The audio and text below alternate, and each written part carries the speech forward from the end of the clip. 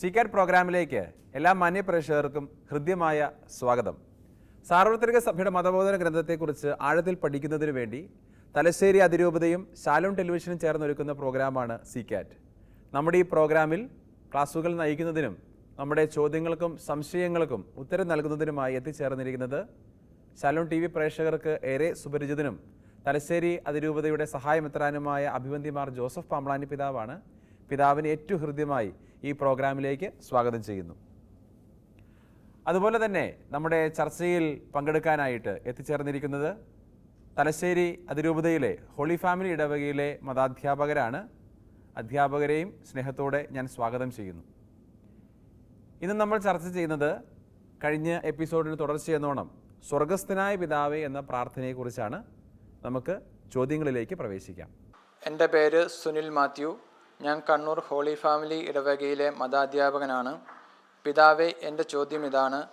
സ്വർഗസ്ഥനായ പിതാവേ എന്നുള്ള പ്രാർത്ഥന സത്യസന്ധമായി ചെല്ലുകയാണെങ്കിൽ സഭയ്ക്കുള്ളിലെ ഭിന്നതകളും കലഹങ്ങളും നീങ്ങുമെന്ന് മതബോധന ഗ്രന്ഥം പഠിപ്പിക്കുന്നു.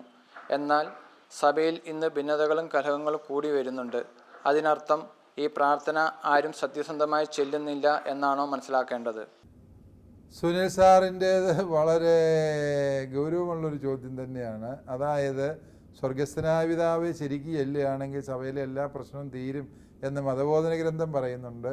എന്നാൽ സഭയിലെ പ്രശ്നങ്ങൾ ഇപ്പോൾ കൂടി വരുന്നതേ ഉള്ളൂ. അതിൻ്റെ അർത്ഥം ആരും ഈ പ്രാർത്ഥന ശരിക്കും ചെല്ലുന്നില്ലല്ലോ എന്നാണ് സാറ് എത്തിച്ചേരുന്ന നിഗമനം. ഒരു പരിധിവരെ സാറിൻ്റെ നിഗമനം ശരിയാണ്. കാരണം സ്വർഗസ്ഥനായ പിതാവേ എന്ന പ്രാർത്ഥന ശരിക്ക് ചൊല്ലുക എന്ന് പറയുമ്പോൾ ഉദ്ദേശിക്കുന്നത് ആ യാഥാർത്ഥ്യം ജീവിക്കുക. ദൈവം പിതാവാണ് എന്നും നാം എല്ലാം സഹോദരങ്ങളാണ് എന്നുമുള്ള തിരിച്ചറിവോടെ ജീവിച്ചിരുന്നെങ്കിൽ നമുക്ക് പരസ്പരം ഈ ഭിന്നതയുടെ സ്വരം ഉയർത്താതിരിക്കാൻ പറ്റുമായിരുന്നു. സഭയിൽ കലഹങ്ങളും ഭിന്നതകളും അത് ആശയപരമായ സംഘർഷങ്ങളാകാം, ഇഷ്ടമില്ലാത്തവരെ തകർക്കാനും തേജോവധം ചെയ്യാനുമുള്ള സോഷ്യൽ മീഡിയ ആക്രമണങ്ങളാകാം, അതല്ല എങ്കിൽ സഭയിലെ തന്നെ ആചാരാനുഷ്ഠാനങ്ങളിലെ വ്യത്യാസങ്ങളുടെ പേരിലുള്ള ഭിന്നതകളാകാം. ഇവയൊക്കെയും വർദ്ധിച്ചു വരുന്നത് നമ്മൾ തന്നെയാണ് ഇതിനെല്ലാം പരിഹാരം കണ്ടെത്തേണ്ടത്. ഞാൻ ഇടപെട്ടില്ല എങ്കിൽ എല്ലാം തകർന്നു പോകും എന്ന് വിചാരിക്കുന്നത് കൊണ്ടാണ്. അല്ല പ്രിയപ്പെട്ടവരെ, നാം മനസ്സിലാക്കുക, സഭയെ ഞാനിപ്പോൾ അങ്ങ് ഇടപെട്ട് നന്നാക്കിയെടുത്തേക്കാം എന്ന് പറഞ്ഞ് പല ശക്തികളും രംഗപ്രവേശം ചെയ്യാറുണ്ട്. അവർ സഭയെ നവീകരിക്കാൻ എന്നുള്ള ലക്ഷ്യത്തോടെ പല ഇടപെടലുകളും നടത്തുന്നുണ്ട്. അവരുടെ ഒന്നും ആത്മാർത്ഥതയെ ഞാൻ ചോദ്യം ചെയ്യുന്നില്ല.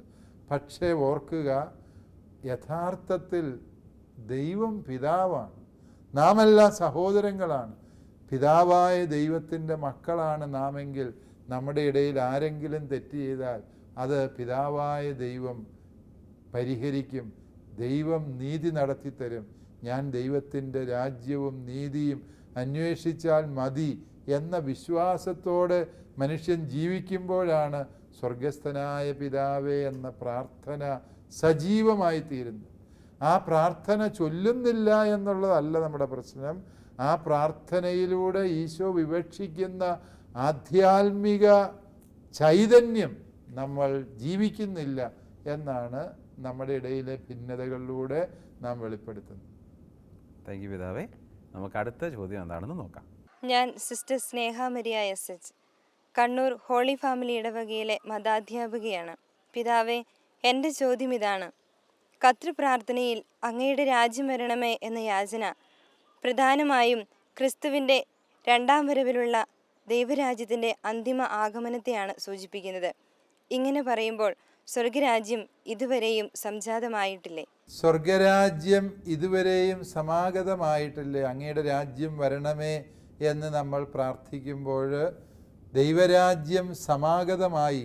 ഈശോ എന്ന ദൈവപുത്രൻ ഈ ഭൂമിയിൽ വന്നതോടുകൂടി ദൈവത്തിൻ്റെ രാജ്യം ഈ ഭൂമിയിൽ സ്ഥാപിക്കപ്പെട്ടു. അത് തർക്കമറ്റ സംഗതിയാണ്. പക്ഷെ നമുക്കറിയാം, ദൈവരാജ്യത്തെക്കുറിച്ച് പറയുമ്പോൾ അത് സംഭവിച്ചു കഴിഞ്ഞു. എന്നാൽ അതിനിയും നമ്മുടെ വ്യക്തി ജീവിതത്തിൽ പൂർത്തീകരിക്കപ്പെടേണ്ടതും ഓൾറെഡി ആൻഡ് നോട്ട് യെറ്റ് എന്ന് ഒരു ദൈവശാസ്ത്ര പ്രമേയമുണ്ട് ദൈവരാജ്യത്തെക്കുറിച്ച് പറയുമ്പോൾ. അത് സംഭവിച്ചു കഴിഞ്ഞു, ഓൾറെഡി അത് സംഭവിച്ചു. ഈശോയുടെ വരവോടുകൂടി അത് സംഭവിച്ചു. എന്നാൽ കുരിശിൽ ഈശോ എനിക്ക് വേണ്ടി നേടിത്തന്ന രക്ഷ ഞാനെന്ന വ്യക്തി പൂർണ്ണമായും സ്വന്തമാക്കിയോ? ആ രക്ഷയുടെ അനുഭവത്തിലാണോ ഞാൻ ജീവിക്കുന്നത്? അത് പ്രസക്തമായൊരു ചോദ്യമാണ്. ഞാൻ ആ രക്ഷയുടെ സൽഫലങ്ങൾ എൻ്റെ ജീവിതത്തിൽ അനുഭവിക്കുകയും അതിന് സാക്ഷ്യം വഹിച്ച് ജീവിക്കുകയും ചെയ്യാത്തിടത്തോളം കാലം എൻ്റെ ജീവിതത്തിൽ ദൈവരാജ്യം ഇനിയും സമാഗതമായിട്ടില്ല എന്നതാണ് സത്യം. ഈശോ മിശിഹാ ജനിച്ചു, പക്ഷേ ഞാൻ ഇനിയും ദൈവരാജ്യത്തിൻ്റെ ഭാഗമാകാൻ ശേഷിക്കുന്നു. അതുകൊണ്ട് തന്നെ ഓരോ വിശ്വാസിക്കും പ്രാർത്ഥിക്കാൻ കഴിയണം, അങ്ങയുടെ രാജ്യം വരയണമേ. എൻ്റെ ജീവിതത്തിൽ, എൻ്റെ പ്രവർത്തനങ്ങളിൽ, എൻ്റെ കാഴ്ചപ്പാടുകളിൽ, എൻ്റെ സാമൂഹിക ബന്ധങ്ങളിൽ ദൈവരാജ്യത്തിൻ്റെ സ്പർശം ഇനിയും വന്നിട്ടില്ല എന്നുള്ള ആത്മാർത്ഥമായ ഏറ്റുപറച്ചിലായി മാത്രം ആ പ്രാർത്ഥനയെ നമ്മൾ മനസ്സിലാക്കിയാൽ മതി.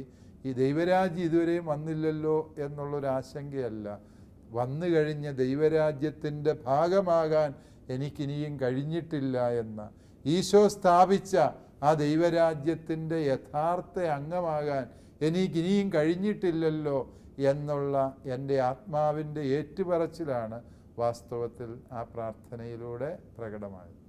താങ്ക് യു പിതാവേ. നമുക്ക് അടുത്ത ചോദ്യം എന്താണെന്ന് നോക്കാം. എൻ്റെ പേര് ജെസ്സി മൽപ്പാൻ. ഞാൻ കണ്ണൂർ ഹോളി ഫാമിലി ഇടവകയിലെ മതാധ്യാപികയാണ്. പിതാവേ, എൻ്റെ ചോദ്യം ഇതാണ്.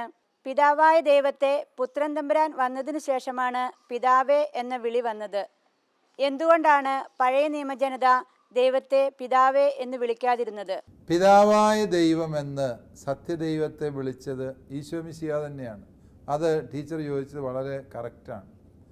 പക്ഷേ നമ്മൾ മനസ്സിലാക്കുക, ഈശോ വിളിക്കാൻ തുടങ്ങി, ഈശോയുടെ മനുഷ്യാവതാരത്തോടെയാണ് പിതാവ് ഉണ്ടായത് എന്ന് നമ്മൾ തെറ്റിദ്ധരിക്കാതിരുന്നാൽ മതി.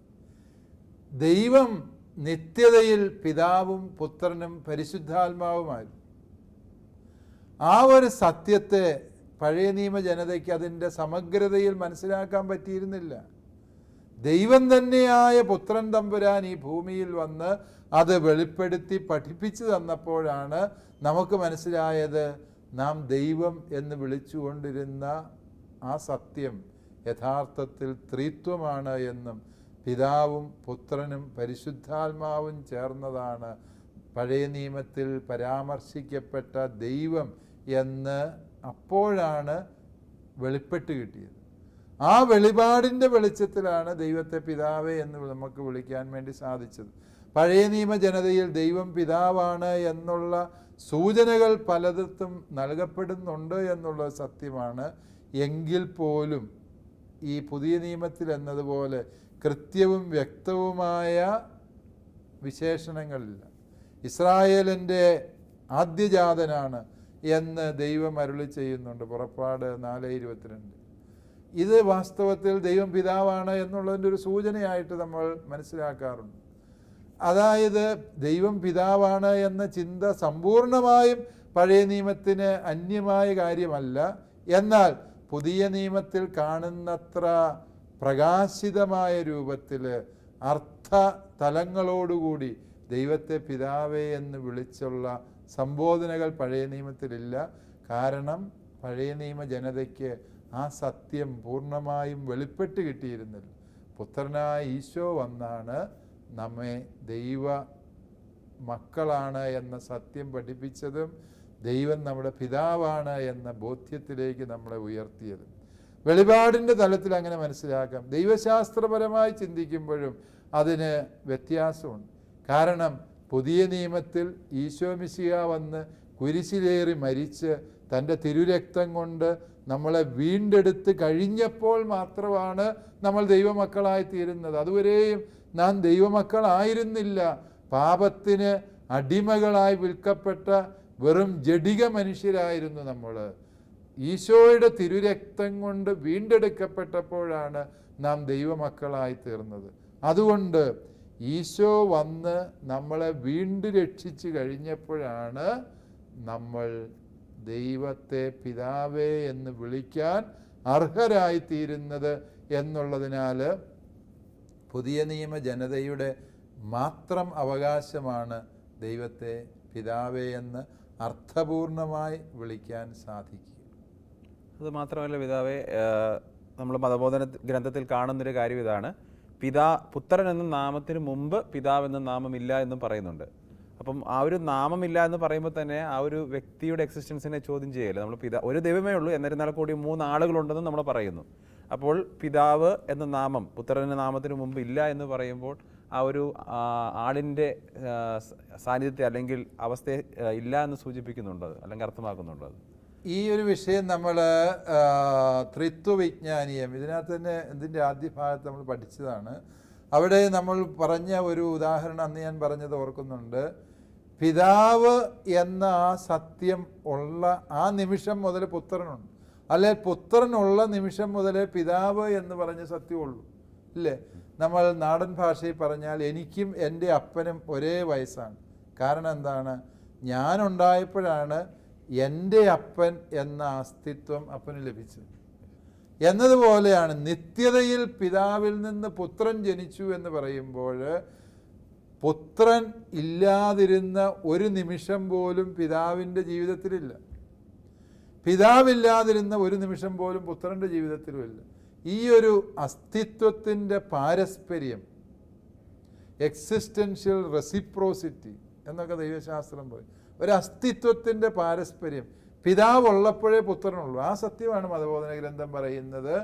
പുത്രൻ ഇല്ലാതിരുന്നപ്പോൾ പിതാവിൻ്റെ നാമം ഇല്ലായിരുന്നു. പിതാവെന്ന നാമം ഇല്ല എന്ന് പറയണം.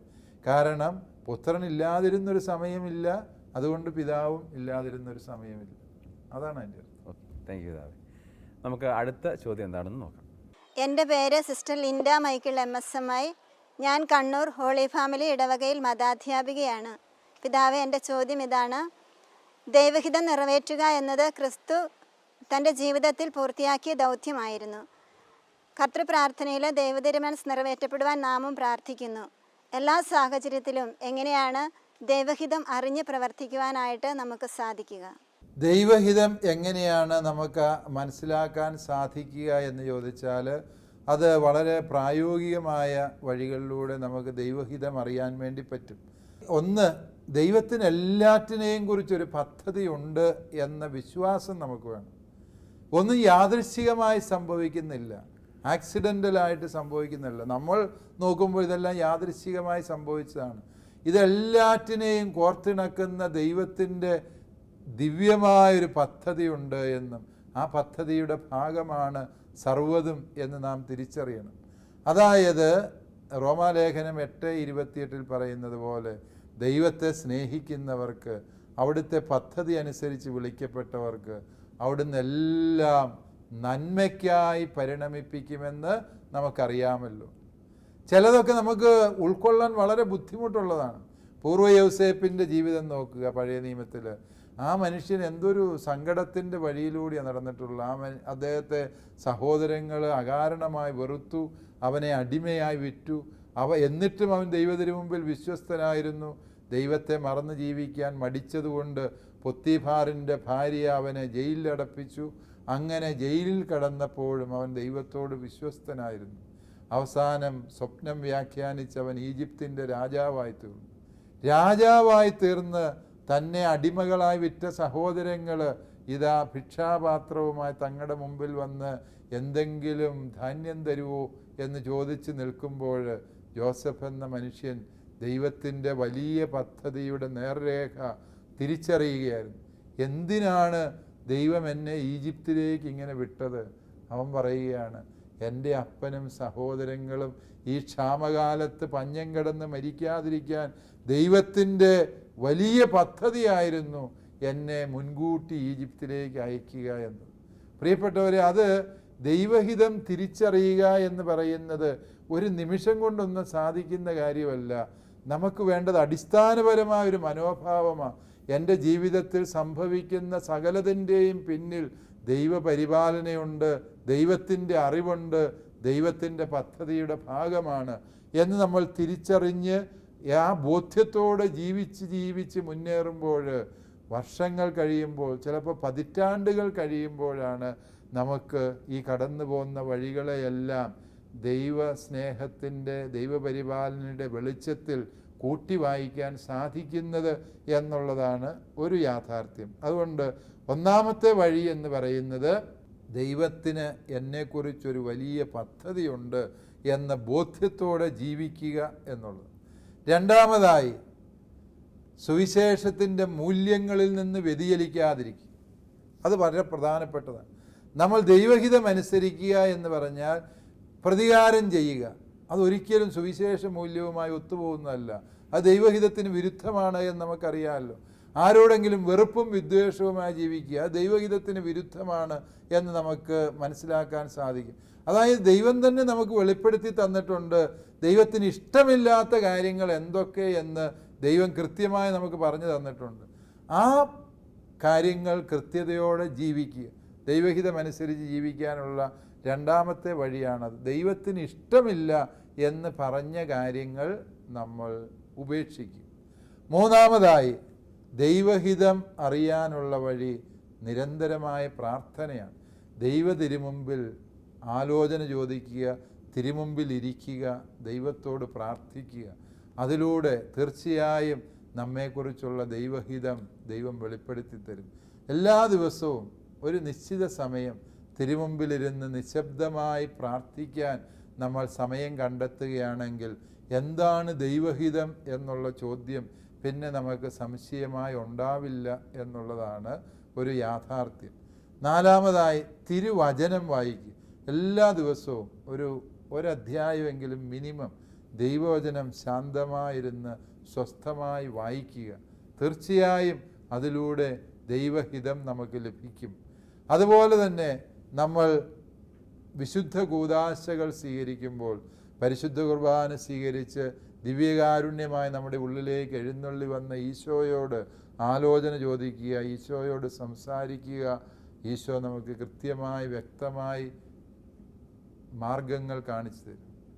പരിശുദ്ധ കുമ്പസാരം എന്ന കൂദാശ സ്വീകരിക്കുമ്പോൾ നിങ്ങളുടെ മനസ്സിനെ ഭാരപ്പെടുത്തുന്ന, ആശങ്കപ്പെടുത്തുന്ന കാര്യങ്ങൾ കുമ്പസാരക്കാരനുമായിട്ട് പങ്കുവയ്ക്കുക. അതിന് വളരെ കൃത്യമായ ദൈവഹിതം കുമ്പസാരക്കൂട്ടിൽ നിന്ന് നിങ്ങൾക്ക് ലഭിക്കുന്നതാണ്. സഭയാണ് ദൈവഹിതം വെളിപ്പെടുത്തി തരാൻ ഈ ഭൂമിയിൽ ദൈവം സ്ഥാപിച്ച സംവിധാനം എന്ന് മനസ്സിലാക്കിക്കൊണ്ട് സഭയുടെ വിശുദ്ധ കൂദാശകൾ സ്വീകരിക്കുക. അതുപോലെ തന്നെ വിശുദ്ധരായ ആത്മീയ പിതാക്കന്മാരുടെ പക്കൽ ചെന്ന് ഉപദേശങ്ങൾ സ്വീകരിക്കുക. ഇതൊക്കെയും ദൈവഹിതം അറിയാനും അത് നടപ്പിൽ വരുത്താനുമുള്ള പ്രായോഗിക മാർഗങ്ങളാണ് എന്ന് മനസ്സിലാക്കി. പ്രിയമുള്ളവരെ, ദൈവഹിതം എന്തെന്ന് തിരിച്ചറിയാനുള്ള മാർഗങ്ങളാണ് പിതാവ് നമ്മുടെ മുമ്പിൽ വളരെ വ്യക്തമായി അവതരിപ്പിച്ചത്. ഇനി ദൈവഹിതം അറിയാൻ മറ്റെവിടെയും പോകേണ്ട ആവശ്യമില്ല. വചനം വായിച്ചുകൊണ്ടും പ്രാർത്ഥിച്ചുകൊണ്ടും ദൈവത്തിൻ്റെ ഹിതം നമുക്ക് മനസ്സിലാക്കുവാനായിട്ട് സാധിക്കും. നമുക്ക് ദൈവഹിതം അനുസരിച്ച് ജീവിതം ക്രമപ്പെടുത്താം. ദൈവം നമ്മെ അനുഗ്രഹിക്കട്ടെ. അടുത്ത ചോദ്യം എന്താണെന്ന് നമുക്ക് നോക്കാം. എൻ്റെ പേര് മെർലിൻ കവളക്കാട്ട്. ഞാൻ കണ്ണൂർ ഹോളി ഫാമിലി ഇടവകയിലെ മതാധ്യാപികയാണ്.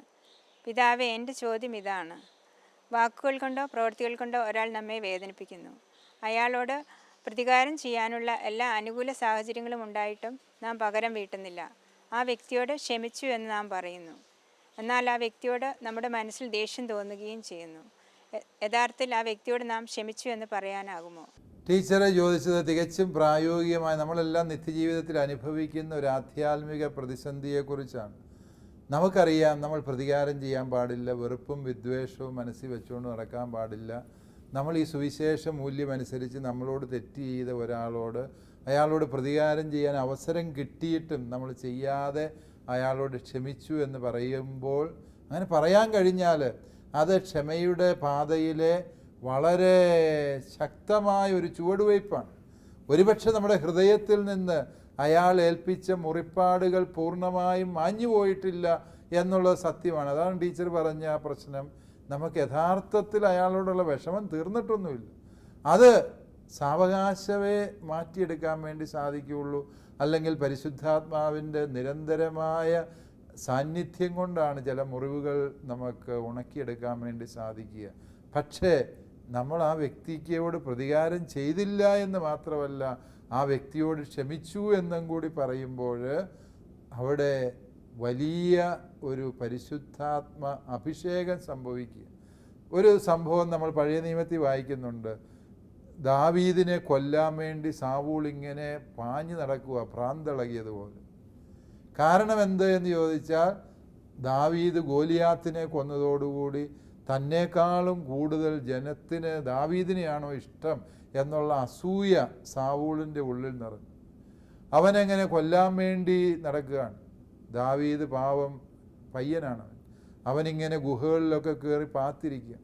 ഒരു നാൾ ദാവീദ് ഒളിച്ചിരുന്ന ഗുഹയിൽ സാവൂള് കയറി വന്നു. സാവൂള് അവിടെ തൻ്റെ വിസർജനത്തിന് വേണ്ടിയാണ് കയറി വന്നത്. ആ സമയത്ത് വാള് കയ്യിലുള്ള ദാവീദിനെ പിന്നിൽ നിന്ന് ഒരൊറ്റ കുത്തിന് സാവൂളിനെ കൊല്ലാമായിരുന്നു.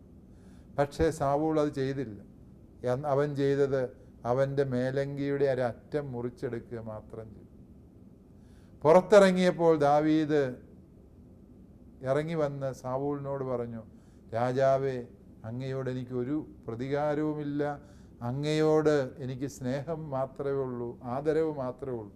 എനിക്ക് വേണേ അങ്ങയെ ഉപദ്രവിക്കാമായിരുന്നു. ഇതാ ഞാൻ അങ്ങൻ്റെ അടുത്ത് വന്നിരുന്നു എന്നുള്ളതിനും എൻ്റെ കത്തിയുടെ പരിധിയിലായിരുന്നു അങ്ങ് എന്ന് തെളിയിക്കാനും ഞാൻ അങ്ങയുടെ വസ്ത്രത്തിൻ്റെ ഒരു കഷ്ണം മാത്രം മുറിച്ചെടുത്തു.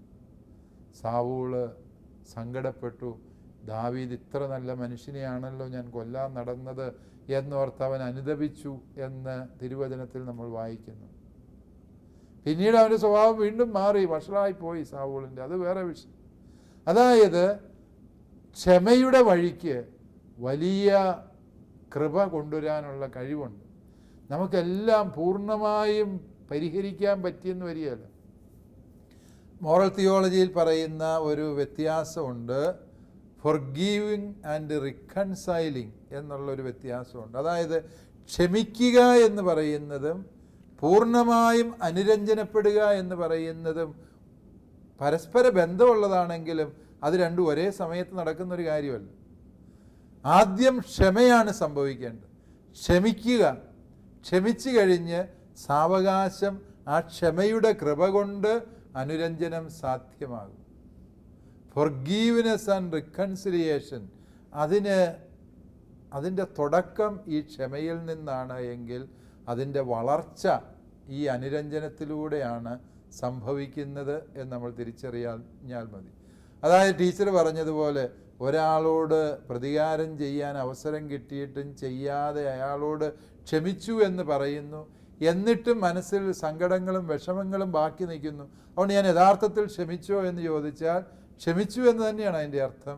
പക്ഷേ ആ ക്ഷമ പൂർണ്ണമാകുന്നത് അത് വളർന്ന് അനുരഞ്ജനമായി നമ്മുടെ മനസ്സിൻ്റെ ഭാരവും മുറിവും നീങ്ങിക്കഴിയുമ്പോഴാണ്. അതുകൊണ്ട് ആദ്യത്തെ ചുവട് ശരിയായി വെച്ചു, ശരിയായ ദിശയിലേക്കാണ് നമ്മൾ വളരുന്നത്. തീർച്ചയായും പരിശുദ്ധാത്മകൃപയാൽ അനുരഞ്ജനവും അധികം വൈകാതെ സംഭവിക്കും എന്ന് തിരിച്ചറിയും.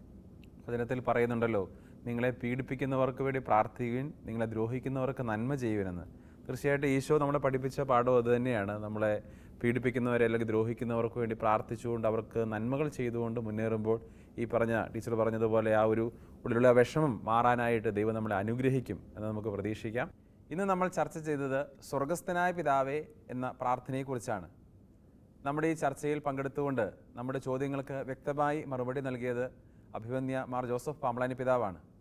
തൻ്റെ തിരക്കേറിയ ശുശ്രൂഷകൾക്കിടയിലും ഇവിടെ വന്നുകൊണ്ട് നമ്മുടെ ചോദ്യങ്ങൾക്ക് ഭംഗിയായി ഉത്തരം നൽകിയ അഭിവന്യ പിതാവിന് ശാലൂൺ TV-യുടെ പേരിലും പ്രേക്ഷകരായ നിങ്ങളുടെ പേരിലും ഏറ്റവും ഹൃദ്യമായി നന്ദി അറിയിക്കുന്നു. അതുപോലെ തന്നെ ഇന്നത്തെ ചോദ്യങ്ങൾ ചോദിച്ചിരിക്കുന്നത് കണ്ണൂർ ഹോളി ഫാമിലി ഇടവകയിലെ മതാധ്യാപകരാണ്. അധ്യാപകർക്കും ഹൃദയം നിറഞ്ഞ നന്ദി അറിയിക്കുന്നു.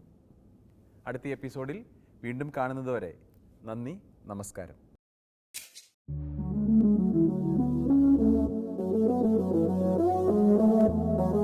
CCAT പ്രോഗ്രാമിന്റെ മുൻ എപ്പിസോഡുകൾ കാണുവാൻ ലോഗോൺ ചെയ്യൂ www.shalomtv.tv/ccat.